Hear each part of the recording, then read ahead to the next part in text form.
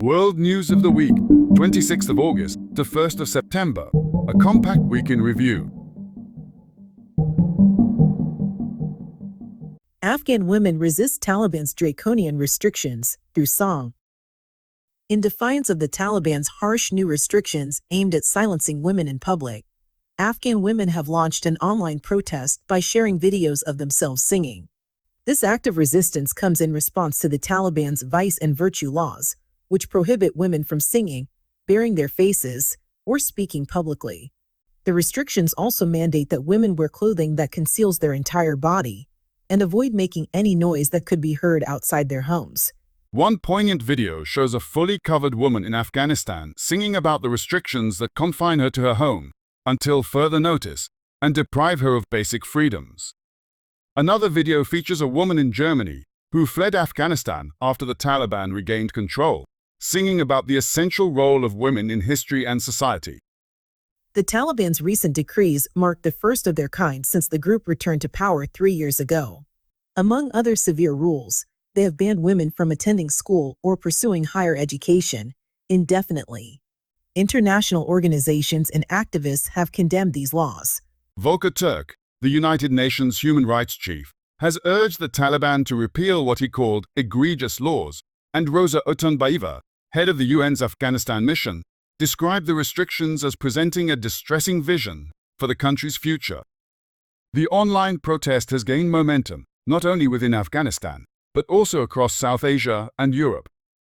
Dr. Zara Hakparast, a women's activist in Germany, launched a campaign against the new laws, calling them the final bullet to the forehead of Afghan women. She stressed the need for international sanctions against the Taliban and advocated for global solidarity with Afghan women. Women inside Afghanistan continue to resist, organizing protest rallies and asserting their right to be heard. A former university lecturer from Herat declared that Afghan women are powerful and will not be silenced, even at the risk of death. Despite global condemnation, the Taliban remains firm in its stance.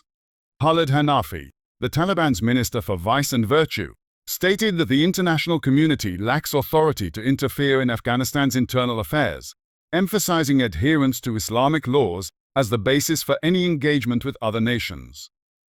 The brave defiance of Afghan women, both inside and outside the country, highlights their unyielding fight for freedom and equality in the face of oppressive rule. North Korea orders students abroad to return for ideological re-education.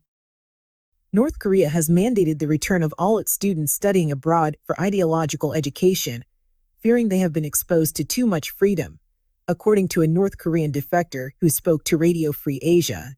The directive, issued by Supreme Leader Kim Jong-un in July, aims to reverse the influence of outside ideologies and reassert control over these students, who have been overseas for several years. The students, who have been studying in countries like China and Russia, have experienced more freedom than they would in North Korea, leading many to resist returning home. Some have gone into hiding to avoid being recalled. South Korean experts suggest that the prolonged exposure to more liberal environments could have caused these students to become disillusioned with the North Korean regime. Kim Gumyuk, a former North Korean student who fled to South Korea, noted that being outside of North Korea's control for an extended period could foster resentment against the regime. The government fears these students might influence others with their newfound perspectives or share information that contradicts official narratives. The recall order could result in a wave of defections, as many students and other North Koreans abroad, including diplomats and workers, might choose to escape to South Korea instead of returning to a repressive regime. The North Korean authorities' move highlights their concern over losing control and the potential erosion of ideological loyalty among those who have experienced life outside the country's strict confines. Ukraine's F-16s achieve first aerial victories against Russian missiles. Ukraine's newly acquired F-16 fighter jets have scored their first aerial victories, downing Russian cruise missiles during recent air raids on Ukrainian cities. This achievement comes just weeks after the first of approximately 85 F-16s pledged by Western allies arrived in Ukraine. The Ukrainian Air Force quickly adapted the F-16s for air defense, equipping them with AIM-9 infrared-guided and AIM-120 radar-guided air-to-air missiles. The jets have not yet been used for ground attacks, although they are capable of deploying advanced Western-made munitions. The recent attacks by Russia were among the most intense since the war began, involving hundreds of missiles and drones. Ukraine's military reported intercepting a significant number of these, thanks in part to the enhanced air defense network that now includes the F-16s. Although the F-16s are older models, they are still effective due to the availability of reliable munitions from Ukraine's allies. The Ukrainian Air Force plans to expand the jets' roles to potentially include engagements with Russian fighters and air defense systems. To prepare for these challenges, the F-16s have been equipped with advanced defensive systems to evade enemy missiles and radar, with support from U.S. experts. These upgrades aim to provide moments of air superiority, enhancing Ukraine's ability to counter Russian aerial threats. With more F-16s and support systems expected to arrive, Ukraine's air capabilities are set to strengthen further. Israel recovers bodies of hostages held by Hamas, including American citizens. The Israel Defense Forces have recovered the bodies of 6 hostages held by Hamas in Gaza, including American citizen Hirsch Goldberg, Poland. The bodies, which belong to 4 men and 2 women who were kidnapped from the Nova Music Festival in southern Israel on October 7, were found in a tunnel under the city of Rafah. This operation took place amidst ongoing efforts to negotiate a hostage release and ceasefire deal in Gaza. After this recovery, 101 hostages remain in captivity. According to IDF spokesman Rear Admiral Daniel Hagari, the hostages were killed by Hamas guards shortly before Israeli forces reached them. Goldberg, Poland had become a symbol of American hostages in Gaza. His parents, who had actively advocated for the release of hostages, expressed their heartbreak in a public statement, thanking the public for their support and requesting privacy. The situation has intensified political tensions within Israel. Senior Israeli officials have criticized Prime Minister Benjamin Netanyahu for his approach, accusing him of jeopardizing a potential deal to secure the hostages' release. The Hostage Families Forum, an NGO advocating for a resolution, called for mass protests against Netanyahu, alleging that his decisions have obstructed efforts to free the hostages. Despite the current challenges, efforts to negotiate a deal for the release of the remaining hostages and achieve a ceasefire in Gaza continue. Largest Ukrainian drone assault sparks fires at Russian power plants and oil refinery. Russia has experienced its largest drone assault since the onset of the Ukraine conflict, with 158 Ukrainian drones targeting multiple regions. This significant escalation in Ukraine's drone capabilities marks a pivotal moment in the conflict. The attacks struck critical infrastructure, including a coal-fired power station in Kushira and an oil refinery in Kapotnya, both in the Moscow region.